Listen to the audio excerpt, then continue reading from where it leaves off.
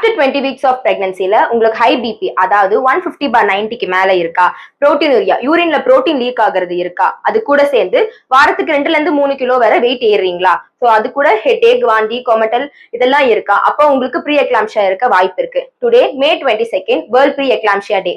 World health organisation statistics படி 12ல ஒரு pregnant விமென்க்கு இந்த ப்ரீ எக்லாம்ஷியா அஃபெக்ட் ஆகுதுன்னு சொல்றாங்க. இதுல என்ன நடக்கும்னு பாத்தீங்கன்னா, அம்மாக்கு ஹை பிபி இருக்கனால குழந்தைக்கு சரியான ஆக்சிஜன், நியூட்ரியன்ஸ், மினரல்ஸ் எதுவுமே ஒழுங்கா போகாதனால குழந்தை லோ பர்த் வெயிட்ல போறதுக்கான நிறைய சான்சஸ் இருக்கு.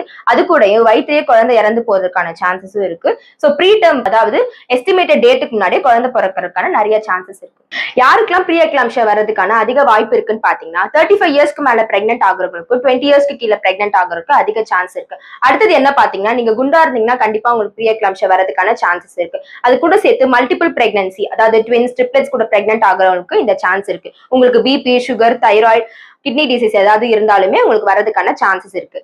இது எப்படி கண்டுபிடிக்கலாம்னு பாத்தீங்கன்னா, யூஸ்வலா பிரெக்னன்சில பண்ற எல்லா ஸ்கேன்ஸ் கூட சேர்த்து ப்ரீ எக்லாம்ஷியா ஸ்கிரீனிங்னு இருக்கு. அதுல மீன் ஆர்டரியல் பிளட் பிரஷர், யூட்ரைன் அல்ட்ராசவுண்ட் ஆன யூட்ரைன் ஆர்டரி டிராப்லெட் எடுத்து ரிசல்ட்ஸ் பாசிட்டிவா நெகட்டிவான்னு பாப்பாங்க. சோ இதை 3 months ஆஃப் பிரெக்னன்சில பாக்குறதுனால நம்மளுக்கு முன்கூட்டியே ப்ரீ எக்லாம்ஷியா வருமா வராதான்ற சான்சஸ் நம்ம தெரிஞ்சுக்கலாம். இது கூட 24 hours urine routine to rule out proteinuria, அது கூட கிரியாட்டினின் லெவல்ஸ், அதாவது renal function test, liver function டெஸ்ட்ல AST, ALT லெவல்ஸ் பார்க்கணும். ப்ரீ எக்லாம்ஷியால எப்படி நம்ம ப்ரிவென்ட் பண்ணலாம்னு பாத்தீங்கன்னா, ஒரு ஹெல்த்தியான லைஃப் ஸ்டைல் மெயின்டைன் பண்ற விதமா டயட்ல ஆன்டி ஆக்சிடென்ட் ரிச் ஃபுட்ஸ், அதாவது vitamin C, E, zinc, iron, vitamin D, calcium எல்லாம் நிறைய இருக்க மாதிரி பாத்துக்கணும். அது கூட சின்ன சின்ன ஏரோபிக் எக்ஸசைசஸ் நிறைய பண்ற மாதிரி பாத்துக்கணும். இது கூட 7 to 8 hours ஆஃப் ஸ்லீப் ரொம்பவே முக்கியமானது. அதுல 4 to 5 hours sleep left lateral பொசிஷன்ல படுத்து தூங்குறதுனால பிளட் ஃப்ளோ ரொம்ப ப்ராப்பரா இருக்கும்னு சொல்றாங்க. அது கூட 7 glasses of water per day எடுக்கணும். நம்ம டயட்ல சால்ட் இன்டேக் கம்மி பண்ணிக்கணும்.